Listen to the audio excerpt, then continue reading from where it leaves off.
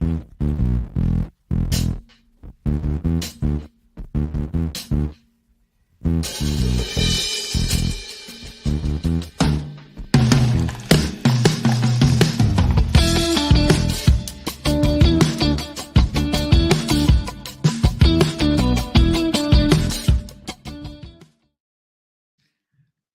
evening, good morning, good afternoon, wherever you are in the world. Welcome back to a new episode of Social Confoes. I'm your host Diego, together with my host Jean-Luc.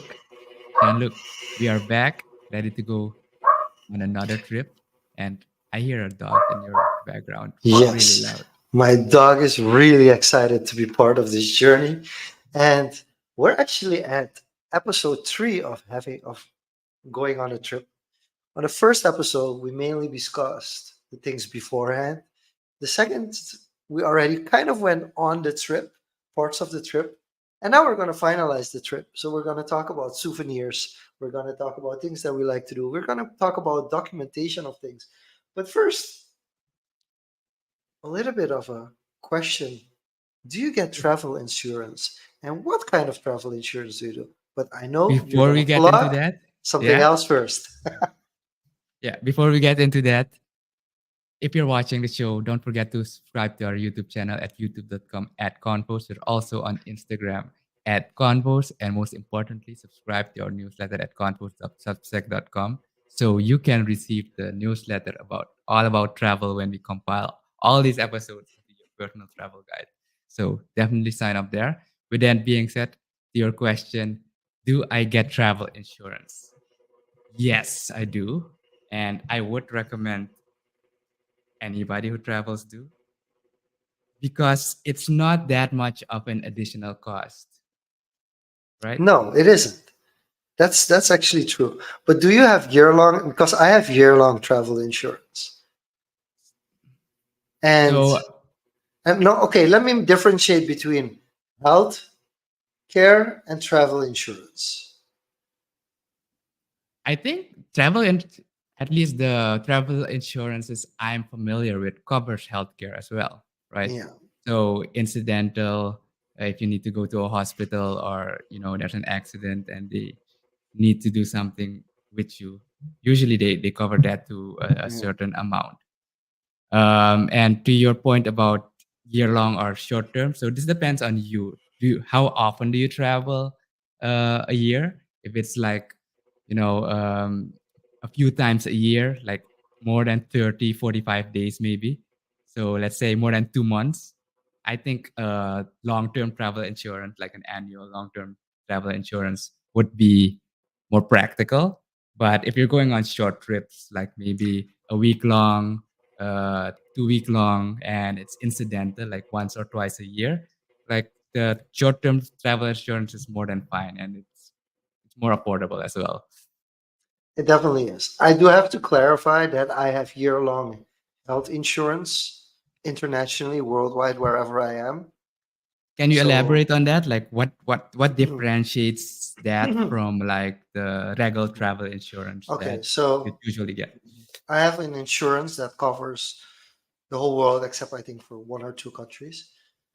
And I'm insured healthcare wise. So if something happens to me, wherever I am in the world, I can go um, to a hospital and I can get it claimed. But that only insures me, myself, as a person.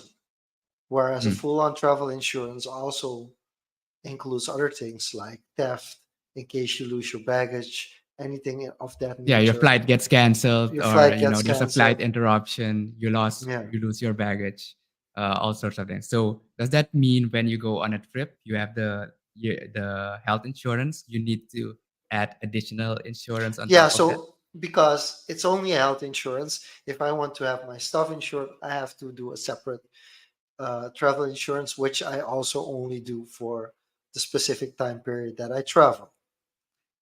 That Is being said, yeah, go ahead. Yeah, is there a specific reason, like what's the thought process behind that decision making to kind of separate them, or not separate them, but I had the health insurance first. mm, So, and this is something that, like, why would someone opt in to do that? Like what?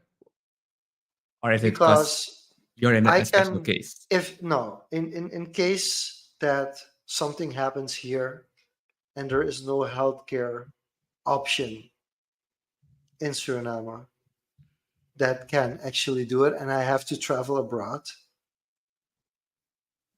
the costs are covered.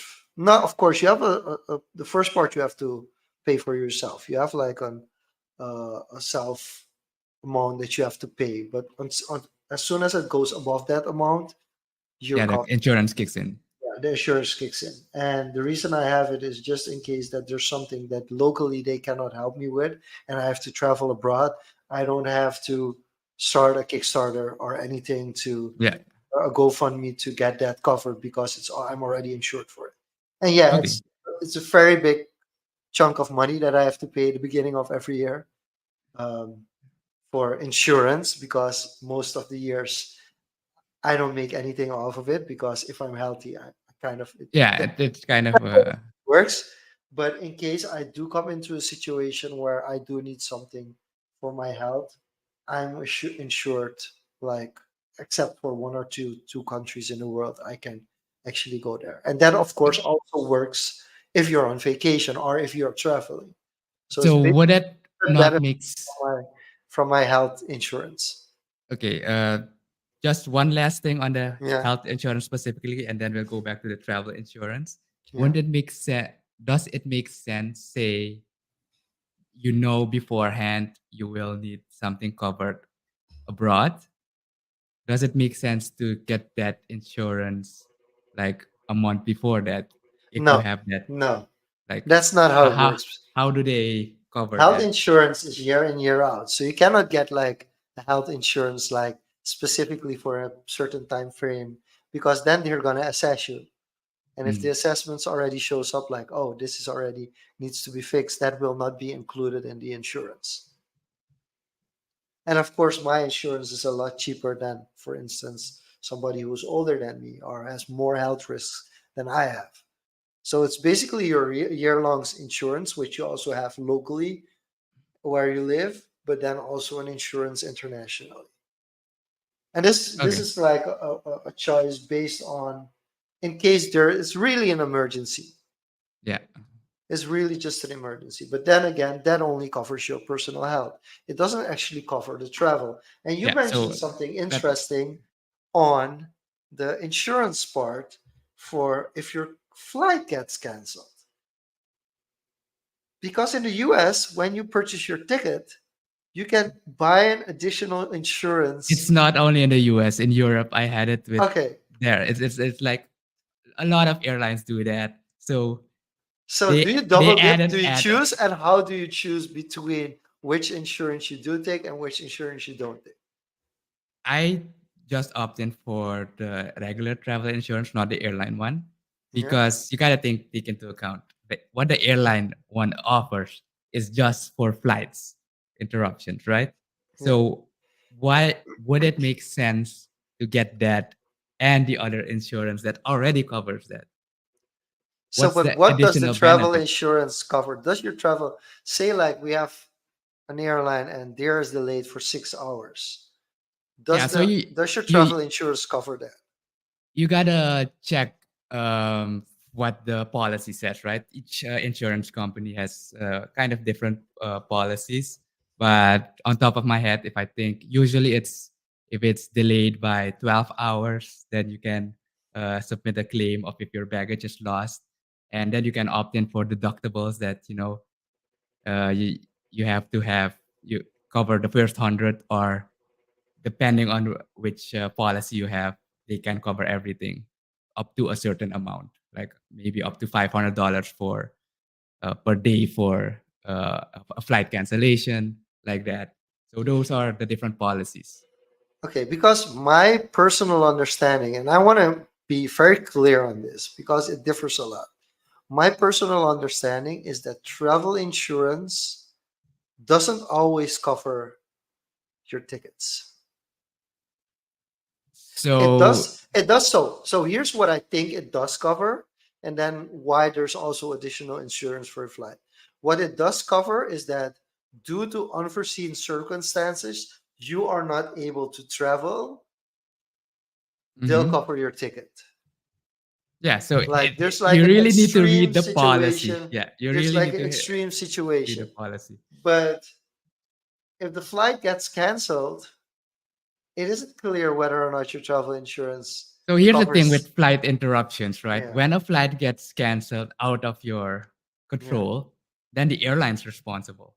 If they have something with the plane, the airlines is responsible to reschedule you to a different flight. And I have had this. And this yeah. isn't even part of this of the insurance part. No, of course. But then you get to something else, whereas there are international airline regulations within the Western countries, where if you are delayed by a certain amount of time, you have to pay a fee of like $600 or euros, which is not the case if you're flying and you're delayed on an airport that doesn't hold those regulations. So Yeah. to kind of round the insurance part off, always be sure to read your insurance and what it covers and what it doesn't cover. Does Yeah, it but cover? in general, Yeah, I would recommend it because if you're going yeah, away for a week, 2 weeks, it's an additional $15 to $20 yeah. But you on have top you of have it. some people who are very like, oh yeah, it's insured, so, and then they become kind of like, yeah, Like I they think don't. the most common situations that would play out are if we're talking purely about travel, like your baggage gets lost Yes, or your flight gets interrupted. But I think the baggage one, or that you need to stay extra day due to a storm maybe at a certain locations. I think those are the most common ones. And for that, if for $15 to $20, it makes sense to cover that because if you're gonna have to do I think that's the accommodation, most important thing. if you're gonna have to buy new clothes to cover your If vacation. if you, I think that's the most important thing. If you're gonna travel and the cost of that travel are in the thousands of dollars, it is pretty much worth it to take a travel insurance, which is from that perspective not that much. And then you get to the insurance of the planes and the plane tickets, extra additional insurance. Would you recommend that or no? No, I've seen them. I've never taken them. Have you had experience with that? Not at all. I've always looked at it. Uh, Mm, it feels like an unnecessary upsell. Like they always do it. It's in the funnel. You know, you buy your ticket, add an add-on. Do you want additional baggage? Do you want preferential seating? Do you want yeah. insurance? Do you want us to hold this for another 24 hours just in case you decide to change your mind? Yes. An additional $1.50. You know, stuff like that. So, for the people who are just tuning in, haven't heard the first two episodes, make sure to check out episode one and two. We also briefly discuss in preferred seating and when you could do it and when you don't necessarily have to do it. But we've now arrived at our destination. And did we, yeah, we discussed the language part as well, where you Yeah, explain that you language, prepare. accommodation, how you're gonna go around. That we covered, Yes. but we haven't really covered like, okay, you're there. What are you gonna do? What's one thing that you always have to do wherever you go? Always have to do Yeah. eat the local cuisine. The local cuisine, but how local? Is it like touristy local, or do you have to go to a place where you might risk having to be in your bedroom for 2 days if, because it went wrong? Yeah, like I think street food is underrated, and you'd be surprised in especially tourist, I'd say not driven destinations, but places that get visited a lot or where it is something popular. It is actually very good. They need to comply to certain regulations as well. So generally, it is safe, and as long as it doesn't diverge too much from your diet, if you're looking at the ingredients, because how much can it diverge, right? It's meat, fish, vegetables. It's in the way they prepare it. So that's something you need to decide for yourself. Yeah, are you gonna risk it? I don't do kind of more risky stuff that I would not even eat at home, right? Okay. Do But you go to try out the the international fast food chains and the specific menu items that they have in that country? yeah, I find it overrated. Unless the only place I would do that is Japan, and that's just purely because of you see these commercials or ads of the ridiculous things that they have. Maybe India's McDonald's where they have Yeah. because here locally we have the McDonald's has chicken, right? You don't Yeah. really chicken at other No. McDonald's, Yeah. so So that's those are definitely reasons. something. I think my favorite one was in Guangzhou in China. Guangzhou. Yeah. The McDonald's had a wrap filled with rice. Yeah. Um, yeah, rice, greens, and chicken. Yeah, I would say if a fast food restaurant is located in a more exotic destination, then they'd have something more interesting to differentiate themselves from Like, the regular. just imagine going to McDonald's and eating a wrap with rice, greens, and chicken. And it was like the vegetables were like leaf vegetables, like typical what we eat here as well. It was kind of eating like chim chim chicken, like but in a wrap with vegetables and Yeah. rice. That I mean, how The can you not love that? the other thing I'd say I would do is just have a stroll in downtown or the city just to get a sense of what life there is like. You can get a lot of information just by walking for an hour, 30 minutes to an hour, just down the street, through some parks, and you can get a sense of like how people interact with each other, how the traffic is, etc. So that's the other thing that's kind of, I think, underrated. Do you have any that come to mind for you? Yeah, and here's the interesting part because I looked at from that from a little bit of a maybe different perspective because I did urban planning and I studied urban Yeah. culture. So So for me, especially if I get to older cities, I look at the infrastructure and how the roads were built and the segmentation of the city based on primary and secondary streets and those kind of things. And those really intrigue me. So yeah, I can definitely in cities wander around for quite some times and just look at like the architecture and how the architecture changes per street and how the different sections are built up in the city. So yes, definitely. I think that's one of the things I enjoy the most about Washington is really seeing and I loved it in Washington. I really DC, you like mean it DC, in right? DC, Not state. Washington DC, Yeah. yeah. And I also really liked it in Barcelona. I think Barcelona, the Ramblas, and the surrounding Mm. areas, it's a really interesting infrastructure. Okay. So, and of course, if I'm in certain cities where I know there's an interest industrial heritage to it, I even have more interest, or cultural heritage as well. But yeah, it's something that definitely intrigues me.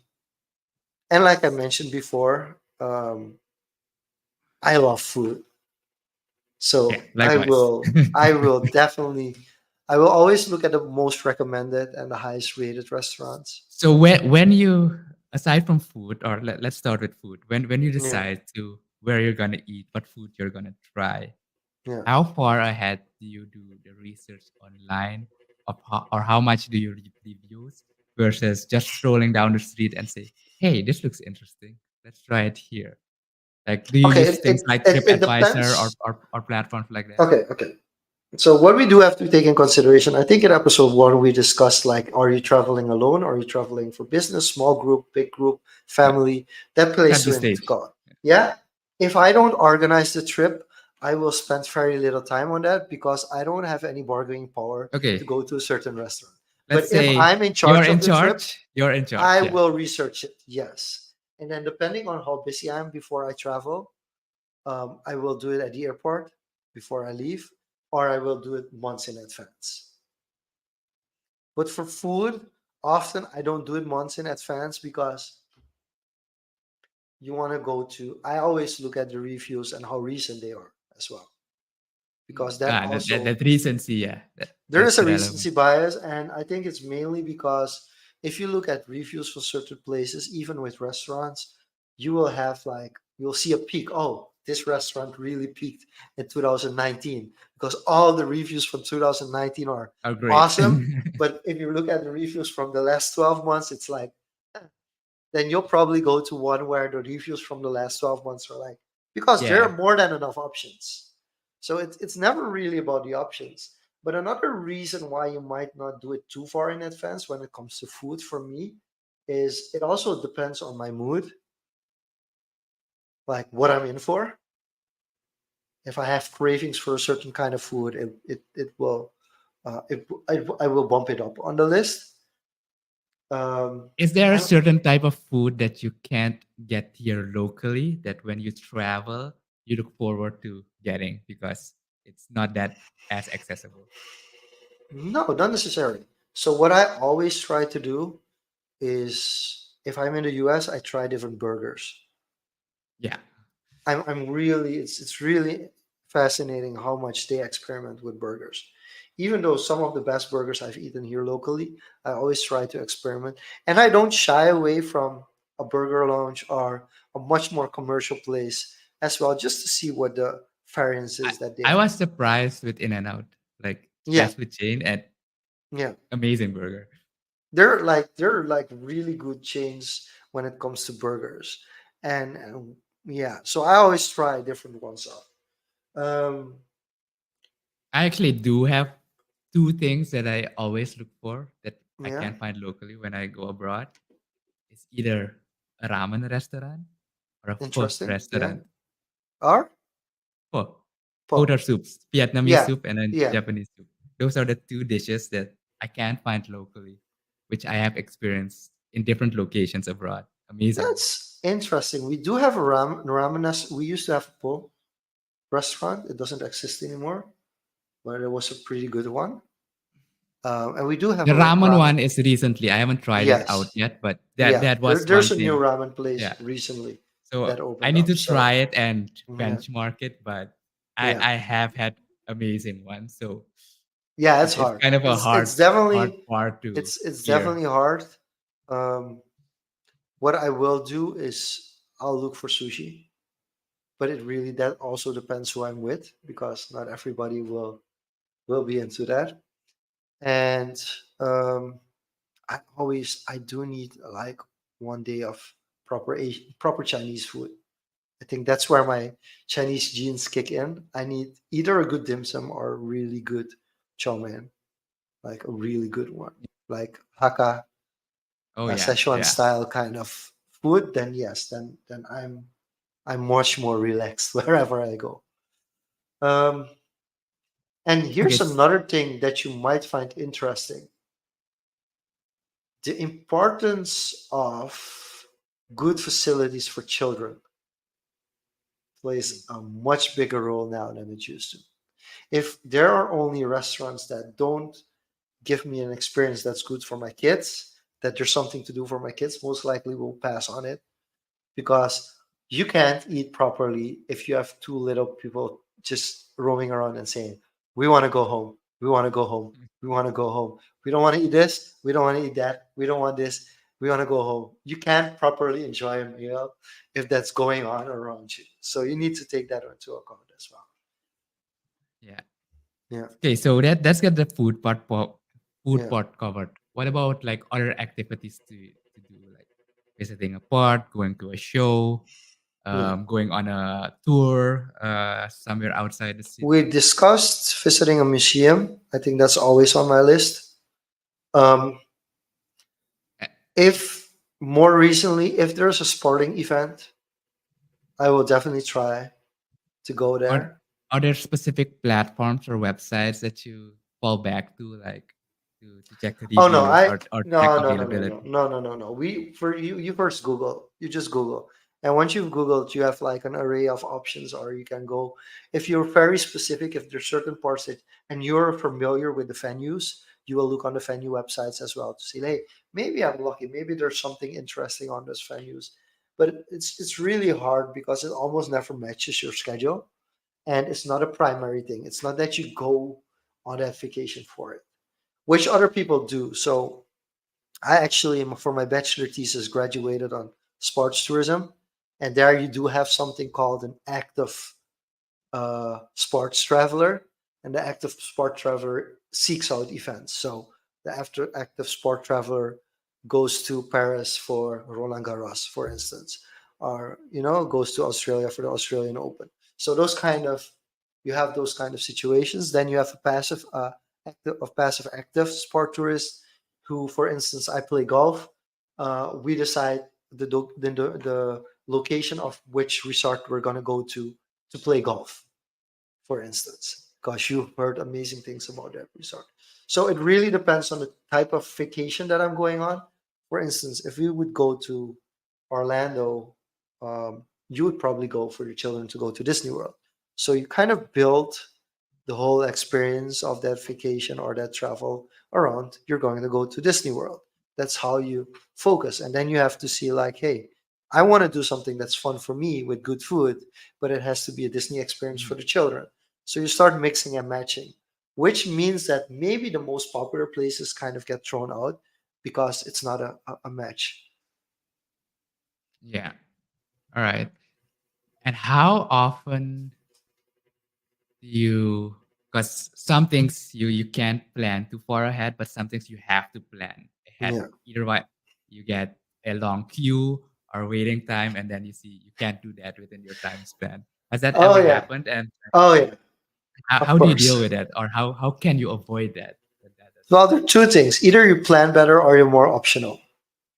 Yeah. So, like, I have instances where I've planned trips so extensively that every time slot, every time of the day, so for ease of mind, we're just gonna do morning, afternoon, evening. Like the max is 3 activities a day. It is the max. Like you And you can do can go more, more but granular, but but it's fine.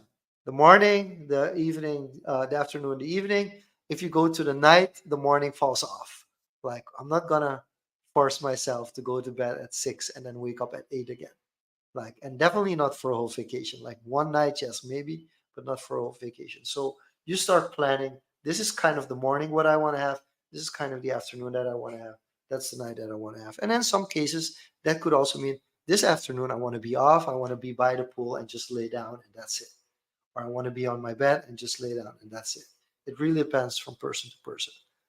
how But much is a then, pool like mandatory for you when you check your accommodation or oh, not hotel? at all.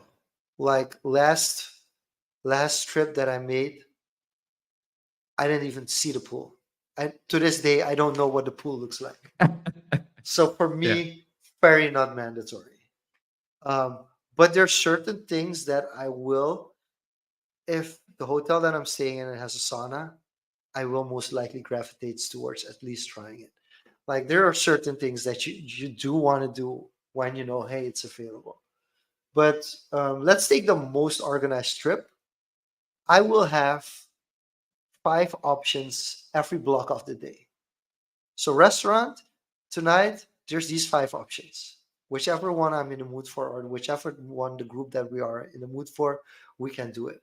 Like in the US, a cheesecake factory or an Olive Garden, there's probably one day that we're just gonna go to a cheesecake factory or an Olive Garden, and that's just, we don't want a headache. It should be easygoing. Everybody should be able to order something. There's gonna be more than enough food. So it doesn't matter if that's the first night, the second night, the third night, whatever. It doesn't matter. You just have to plan in. That's kind of a backup. Like we're indecisive. We don't know what we're gonna do. Mm. Okay, there's an Olive Garden or a Cheesecake Factory nearby. Fine, we'll just go there. But it's not something that I plan. Like, yeah, I have to go there. But the planned one, you have like 5 options each block of the day, and you just accept that you're not gonna be able to do all of them, and you're totally fine with it. And then a vacation that's none, it's very open. then you just work with being flexible and just being flexible. Like, oh, it's not open. Okay, then we'll do something else, Okay.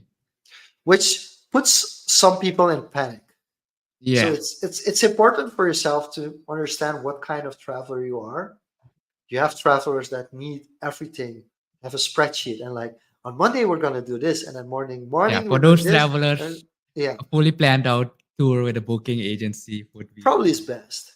And then better. you have more optional, and then you have ultra optional travelers that just go with the flow and just go out there and meet people. And they're like, oh, we're gonna go to that bar. Fine, let's try out that bar. Okay, good. And then you're open. And me personally, I'm more of an in between. I'm often asked to plan certain things out, but I don't get super frustrated if something doesn't go. However, I found out more recently that I do have to have some me time and personal choices in my trip, because if I completely let go and somebody else dictates what I should do on that trip, I'm not going to have that much of a good time either. Yeah, I think that at least one day, I think you mentioned this in a previous Yeah. episode for yourself. And I do have to say, if you're going with a group, we said, 2, 4, 6, 8. But if you're going with other people, it will happen that, interests don't align and someone wants to go to that place and you want to go the other way. And maybe the schedule is overlapping. So you need to be able to say, okay, you guys do that. I'm going to do this on my own, no matter what. If they join Yeah. me, great. Because if you're gonna keep compromising, it's good for some things, but if you really want something, you need to be able to take that step on your own and just go with it. Okay. And I Then, have found that often because especially if the group gets bigger, yeah. there's more opinions, there's more voices, too many chefs in the kitchen, And it depends on and how close you are as well. yeah. Yeah. So I have had that uh, happen on several occasions where I just leave the complete group and go on my own or go with one other person, Yeah. while the majority of the group goes somewhere else, And and that's you have fine. a you I have a think, blast, and then you meet up again. yeah. I think that's totally fine. And I think that's also good that the groups allow you to do that, right? That the Yeah, group's okay with like, okay, you're doing something separate today, it's fine. And then we'll align again. Um, I'm curious though, for you as a creator, do you have situations when you're traveling where you're like, oh, I wished I had my phone on me or I had enough battery to record this and document so this? I And do you have always have my situations? phone. Yeah, okay, but do you also have situations where like, I'm just gonna enjoy this and not take my phone out? Yes, I have both. So one thing, I always have my phone with me. Like you cannot not have your phone, right? Well, you can That have your phone on 5% battery. So that's the other thing. I always have. I mentioned this, Yeah, a battery with me, and I know the life cycle or the lifespan of a full charge of my phone. yeah. So I always make sure that in the morning it's fully charged. How big of a change is your life cycle of your phone when you're just having it in your pocket versus full on creation mode? Always stand by to take pictures and take video. I haven't tested out my new phone yet, but I'd say I could go for 4 hours maybe if I really snap videos. Just a guesstimate. If I don't use the phone at all, I could go 2 days. So it's And I very think, optimal. okay, I think that's another reason. And nowadays, I usually have two phones. I always have a backup phone. Hmm. Okay, So for emergencies, the other phone is, to make emergency calls or something. And then one is the media phone. okay. This is another reason why it's become so important to get an eSIM. Because when you have an eSIM and you're on a local bundle for your phone doesn't constantly have to search for internet Yeah, and Wi-Fi that's connectivity. And if you don't do that, your phone will just get drained for searching for Wi-Fi. Yeah, or you need to like consciously put it in airplane mode so you Yes. shut off the radios so it Yes. doesn't And transmit. even then, every time you want to look something up, you're gonna have to connect to a free Wi-Fi, etc., etc., and it completely drains out your phone, which is dangerous because you also might have to drive or travel back with your Yeah, so phone as that's well. one thing I also do. Like if I know I'm gonna be it's for an extended amount of time or a few hours, I just put it on battery savings Yeah. until I need to actively use it for some performance. Then I turn it off. But then it's just on battery saving, so you won't get notifications and all that. But you don't need that. So that's another savings tips. But I, if you have the option, a secondary phone and a battery pack, and you should be golden to cover your capturing needs if it's for video, photos, etc. So, give me an example of a situation where you would say, I'm just putting my phone away and I'm enjoying this. Let's see. I actually, I think the most clear example was when I went on a tour to Milford Sound in New Zealand. Okay. That's on the South Island, all the way to the south. And it's basically an untouched block of nature. There's literally no reception there. There's just one facility where boats dock for the tour. There's no people living in for a uh, few miles. So it's pure unadulterated nature. And that's one of the instances where I say sometimes pictures and video can't do the experience justice. So I try to you get there, you pick up your phone, you try it, and then you look on the screen and then you look at it and you immerse yourself in it and you think like, what am I doing?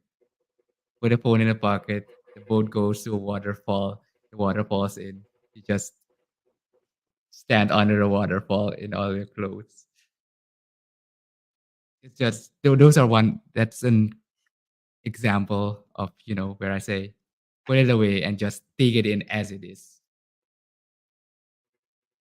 Of course, at the beginning and the end, you just take a snap photo to find, oh, you are here. But Yes. during that experience, So I think there is something with scenery that extensive fish islands that you're not able to capture because I feel like it's not just about the scenery. It's about because a photo or a video, it's a visual yeah, capturing what you do. So it's not just about the visual aspect. It's about the air you feel. It's about the sounds that nature makes. Like basically all your senses are getting involved. Maybe not your taste senses, but you can taste the water. I tried that, but most of your senses gets activated, and that adds to the experience, which can't really be replicated on a screen. Like the scale of like a 100-meter mountain of waterfalls, like on opposite sides of you, and you hear the crashing sound of the water. You can't replicate that with capturing it on a device. I'm going to give another example. You're lying in a hammock in the interior of Suriname, and you can hear the waterfall from a distance, Yeah. but you can also hear certain animals, including birds, with certain sounds. And it's kind of scenery that sets you down and you come at peace and nature takes over. You cannot capture it. No, you can't. And even if you capture it and it's beautiful, it's still not the experience that you've had. Exactly. Like the what you capture can still be mind blowing to people, but Yes. it's It's just a not the fraction same. of It's and here's the interesting thing. So if it's entertainment and sensation and it's active, you do want to capture it. But if it brings you to peace, like you can immerse, and I think you said it beautifully. It's experiences where the experience exceeds certain senses. It exceeds just being able to see it and visualize it.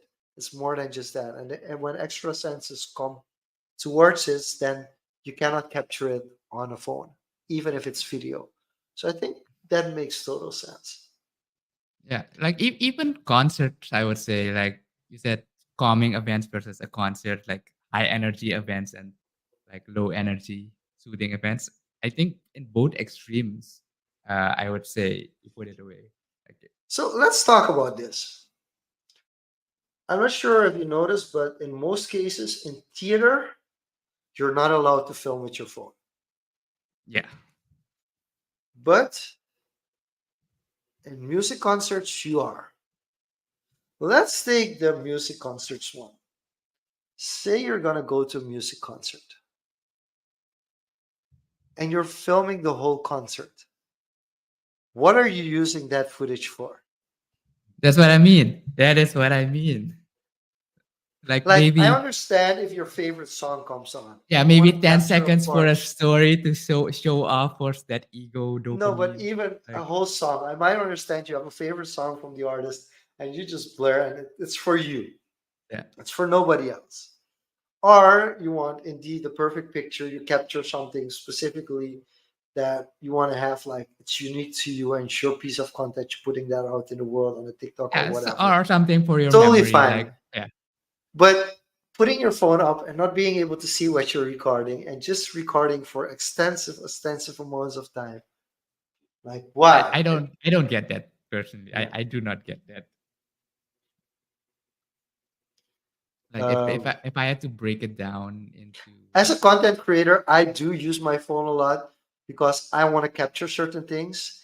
And especially if I'm getting a hang of how the stage is set up and which cannons are going to blow at what moment, and that I can yeah, get the confetti at a certain. if you put in your your Yes. content creator mindset, like Yes. okay, you start to see a pattern and then you Yeah. can anticipate the moment, then sure. But if it's just there, for enjoyment, like your Yeah. entertainment, for your vacation, enjoy it. Like I when I went to Disney, I think you saw this photo. We did it in Instagram, like the Disney shot. Yeah. That was like maybe 1 minute of using the phone, but the rest of the time I was just enjoying it. Like I saw the fireworks, and then I was like, I'm at a good spot here. Uh, Yeah. I could try. There was My a bench fireworks and a shots are tree. rubbish. Yeah, there was a bench and a Yeah. tree, and people were there, so I could climb up a bit, and I used the leaves as a frame. I was like, okay, the big fireworks are gonna come in a few seconds, and then just snap that. But that is in anticipation of what's to come, and then Now I do want to show it actually. I put I, it away again. I do want to show you my favorite Disney. This is one of my favorite pictures. That's the sunset, right? Yes, this is at Disney. It's a sunset at Disney with my daughter. And usually I have a hard time getting people to take pictures of me that are not familiar with how to use a phone. I probably have cropped this a little bit as Yeah, well, but the composition is but the also composition is insane. Like it's truly insane. So that's definitely one of my favorite pictures. And when you can capture those memories, it's awesome. Which brings me to my next and final question. When you take shoot content, what's the follow up? How do you make sure that you're not like I am or like I and am. don't touch the footage for another 10 years? If I show you my drives, so one thing I do organize it like from the trip, the dates, the months it is. I do organize like day one, Yeah. but it's just there. No, I have gaps and I have crashed hard drives in which I've lost maybe a year. That you have a gap Yeah, so line. like Yeah. maybe I do what I do at the minimum. Like I do scroll through it and like the shots that are like, oh, this is awesome. Like the moments, that you really captured. I Yeah. do save them separately in a cloud drive that's easily accessible if I ever need it. But yeah, Yeah. the content I capture now, like maybe 4 or 5 years ago, you did the Instagram, it was a bit for social media. You post, but nowadays it's just for myself, just to oh, that was awesome. I don't need that from other people, like that. So Oh, you were my there. That was wife, a nice my trip. Don't wife you get has a to? brilliant idea, and she makes digital photo books. Yeah, And that's just a brilliant idea, because we I, of I, course I used to have the photo books with putting the pictures in yourself and taking the best, and she just makes digital versions of them, which is awesome, and it's totally from her perspective, yeah, so that's that's that's a fun. great way to But it's the tell a best story, or authentic way to tell recapture a journey. or recapture the story. Yeah, Yeah. it's awesome. Okay, It so really last is. thing, before we close off, we did we checked events that we need to do. How do you capture that? But one thing I do want to, this is a more logistical thing. In the first few episodes, we covered the most expensive parts, right? The ticket, accommodation. You already have that. But then comes the, how do you plan for all these events for the food? Like, how do you do any research on a cost per day? Like, to say you go on a 2 week trip, like, how do you budget how much pocket money, or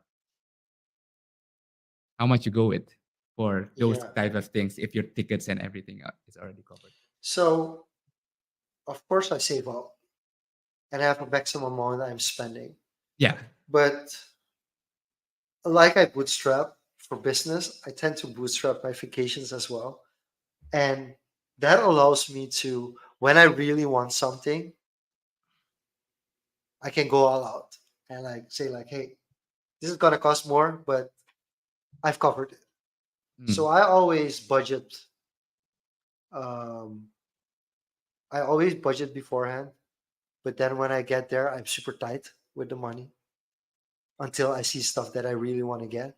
And how do you do you have a specific way to decide it on locations? Because what I do, Yeah. depending on the location, I always do Google search, and top websites that come out is, I think, budget your trip. But the keywords I use in the search are cost per day in Sao Paulo, in the city you're going, or Oh no, that's cost per very day in specific. Paraguay.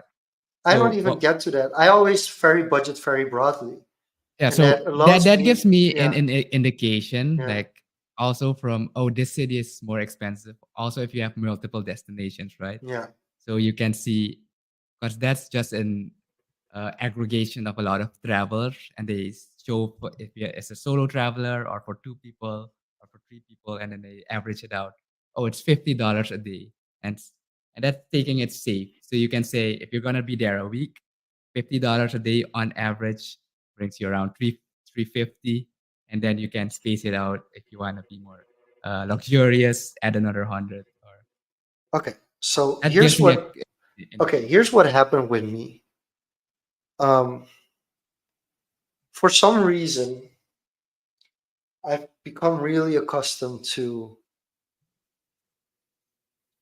coming back from a trip and having money left on the budget. Yeah, same And here. the more I get used to like saving on certain aspects, like I love food, but I also love good supermarkets. So if I'm in an area and I find a good supermarket and it has more and it has enough things that I don't have back home, I will spend certain days cooking, which saves up a lot of money. Mm. But also, I pick maybe once a week to go to a more obscure restaurant. So I Yeah, don't so need it, that it to it eat. balances out and gets to that So average I amount. don't worry too much about it because I can measure it by day, and I'm always within the first week. I always have money left to do things, and that's kind of something that kind of gradually evolved. I do have an average, like you're saying, like a certain amount, and I've done that for Western countries and Western destinations. So when I go to a non-Western destination, it's often cheaper, which Yeah, means there's money left. you have a point of a reference, like, you know, Yes, and covers a I have meal. to be completely honest. I've done so many trips recently where part of the trip was already paid for by somebody else. And that's for me also kind of hack how I keep my trips. cheap is finding ways that I don't have to pay for Yeah. everything myself. That's just if I can. I don't know if you know the video clip by Little Dicky where I he think goes around and Little Dicky has a song where he shows how to save money, and then he makes a video clip and he shows in the video clip I how he think I know convinces about it. Yeah. how he Yeah. convinces people that he can get it for free and basically make a full video clip for free. I'm unfortunately, and I'm saying unfortunately because my travel companions are not always happy with it. I had a friend of mine who told me like, "Hey, listen, we're traveling together, and these are the things that I don't do. And these fast food chains, I'm at an age that I want good food. And yes, I know you want to experiment once or twice with fast food chains, but I'm not in. You're gonna have to do that without me. But still, it's budgeted beforehand, and we stay in budget. Mm. And Okay. also, and that might be an interesting thing, is you want to enjoy your travel. So I always have a travel budget and an emergency budget. And if I'm on the last day of my vacation and I'm out of travel budget and I don't need my emergency budget, and there's a Yeah. damn good restaurant or a damn You'll good splurge. experience that I can You get, can splurge I'll because you're just at the end of splurge. yeah. I'll just splurge. But I won't. I will never splurge on the first day. No, because Yeah. when it nears the end, you know you have runway And left. interesting is you unconsciously. I've learned this from my dad, and I'm unconsciously instilling it into my children that they're aware. Like, hey, don't finish all the money that you've gotten on the first week. And at a certain point, my son's uh, money was done. He's finished. He had like his pocket money and was done. And for a whole week, we were like, "Hey, do you want this? Yeah, it's gonna go out of your money. No, I don't want it." So that's kind of how you also, and it also helps when you're kind of. I'm not very. I'm used to be a hoarder, and I'm going from being a hoarder to living minimalistic. So that's also interesting on vacation, how that shifts. Like on one side, you want to completely be a hoarder, and on the other side, your Yeah, minimalism takes in. I've like let that go a while. I think maybe the first 1 or 2 trips, like, oh, I need that. I want to buy that. But then you think like, Okay, final question though: do you always take a souvenir? no. No, In the beginning, maybe, but if I look at the what's the word for it? No, maybe a magnet, but other stuff that I've brought back and where they are, they just eat some dust somewhere and like, I have to say eh, that refrigerator magnets. I always underrated them. Refrigerator magnets are actually something that I could say, yeah, yeah, I get it. Maybe like a yeah, few small things for to give away, maybe yeah. to mom, Oh some friends, yeah, but that's I it. yeah, I have to bring gifts to my colleagues. But That's for sure. for Yeah, myself, usually, no, or not anymore. No. yeah, I do. I have to Unless it's admit, something I'm gonna use, like okay, a bad towel with the country or something from that country, I but looked I'm at actually gonna refrigerator use it. magnets, and in the past I was like, why would you? And now I do understand it. So yeah. Yeah. So with Okay. this, we're closing off the going on a trip series with 3 episodes. I hope you thoroughly enjoyed it. If you find it interesting, feel free to share with us your What's your travel favorite tips, destination? Do your you have favorite any travel destination. hacks that we may not have mentioned? Share that And as you well. can put those in at youtube.com/confoes as a comment underneath the video, or you can view us on confoes.substack.com. That's where we have our newsletter. And last but not least, on Instagram at Confoes. You can follow there as well. This was Social Confoes. Thank you for tuning in. See you back next week, same place, same time. Bye bye.